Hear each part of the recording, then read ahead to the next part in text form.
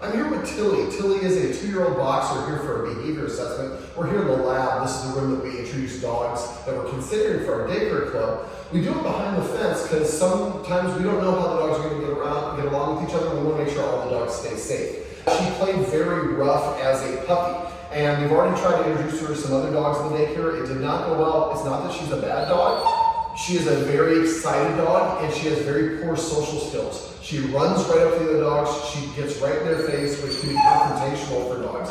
And then she likes to paw and jump up on them. And these are things that the other dogs are just moving away. So I'm going to have her on a leash, which I normally do not recommend for introductions. I'm a professional. I work with a lot of dogs. I know when to take the pressure off. You shouldn't try to do that at home. I'm doing that because I'm anticipating that Dexter's not going to like her play style, and I want him to be able to get away from her so that a fight doesn't have to happen. Fights happen usually when dogs are not listening to each other. So I'm going to step behind here with Tilly, and we're going to pick this back up once we bring Dexter in the room so you can actually see how they interact. Hopefully it goes well. She's calmed down. We've worked a lot with her and trying to calm her down, but I'm anticipating she's probably going to demonstrate the same behavior she showed us earlier. And it's a good illustration for people as to why they should not let puppies play too rough, because you'll have an adult dog that plays just the way you're about to see Tilly do. Okay, so we've so there we go. Now I don't have to have Tilly on a leash here, and her energy is actually a lot calmer than it was before. You're seeing it's already starting to ramp up. So Will's going to hold the fence here.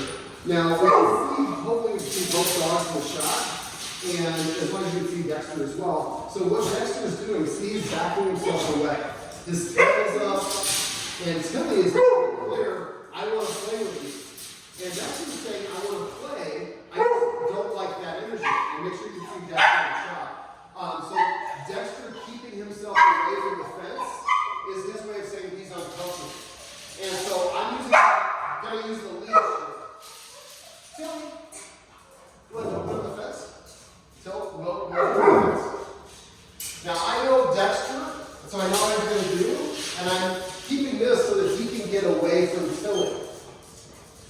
Now he's engaging a lot more than I thought he would, but this is kind of how she likes to play. She likes to tackle the other dogs.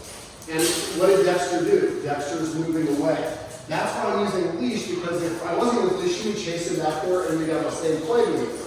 So he's trying to play with her, and she's not being an aggressive dog. She just has very poor social skills, and Dexter doesn't want to play with her as a result of it. So he keeps on popping out. There we go. Sitting and laying down is a good thing for her to say, I feel like I want to play.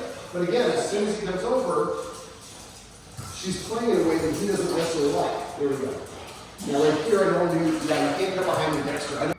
All right, I cut away from that footage because with the barking, it just got really hard to hear. Basically, the reason I wanted to shoot this video was an illustration of what can happen if you let your puppy play too rough when it is younger.